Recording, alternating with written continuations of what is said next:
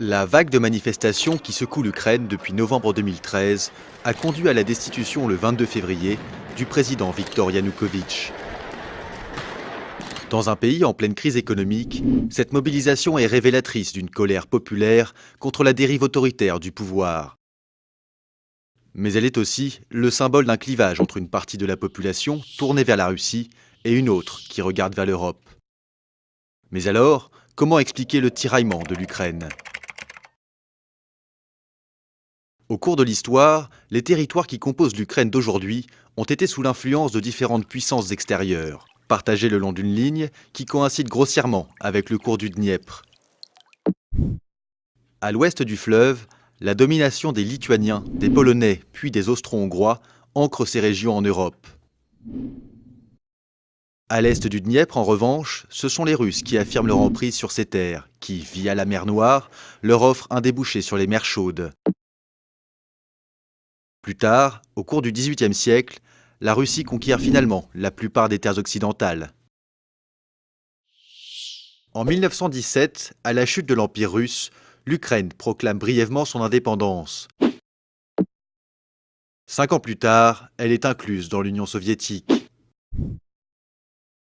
La collectivisation forcée et la répression stalinienne culminent avec la grande famine des années 30 qui fait plus de 6 millions de victimes, en grande partie dans l'ouest du pays. Quelques années après, pendant la Seconde Guerre mondiale, l'Ukraine devient l'un des théâtres majeurs de la Shoah et connaît des combats d'une extrême violence. Plus de 8 millions de personnes perdront la vie. Ces deux tragédies sont fondatrices d'une mémoire ukrainienne éclatée. L'Ukraine soviétique atteint progressivement sa taille actuelle et en 1991, à la chute de l'URSS, elle retrouve son indépendance, même si durant plusieurs années, le pays reste sous le contrôle d'un régime pro-russe. C'est l'année 2004 qui change la donne.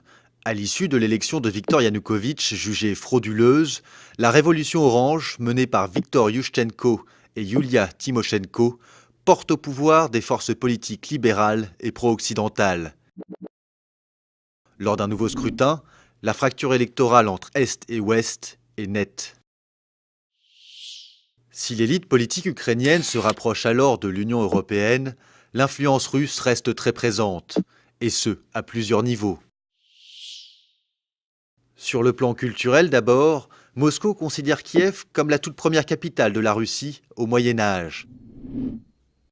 Un héritage encore perceptible aujourd'hui, 17% de la population ukrainienne est d'origine russe et la partie orientale du pays est majoritairement russophone, tout comme la capitale, Kiev.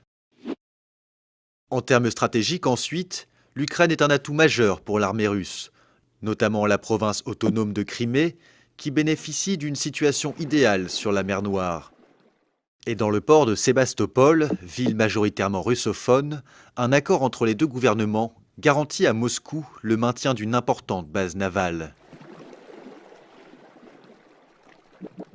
La dépendance énergétique, enfin, est un autre élément qui limite l'autonomie du pays face à la Russie.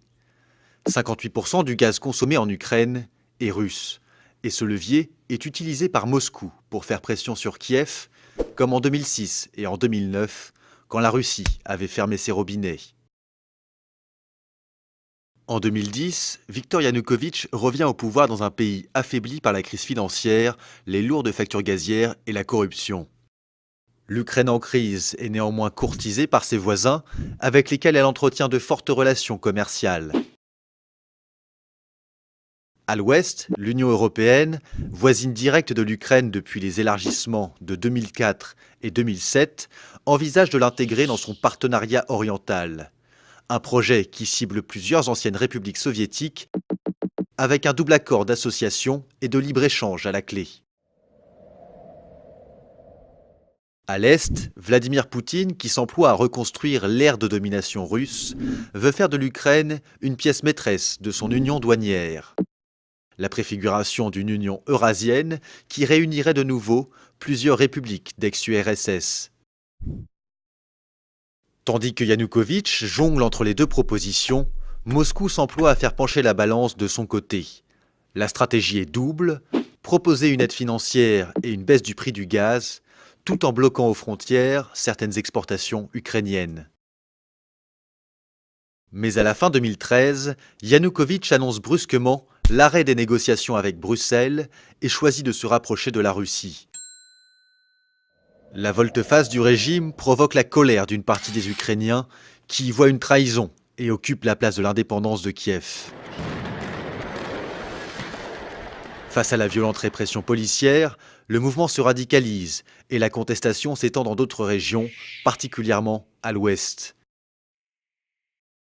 En février 2014, un énième blocage politique provoque un regain de tension. Les affrontements entre forces de l'ordre et manifestants font plus de 80 morts et des centaines de blessés.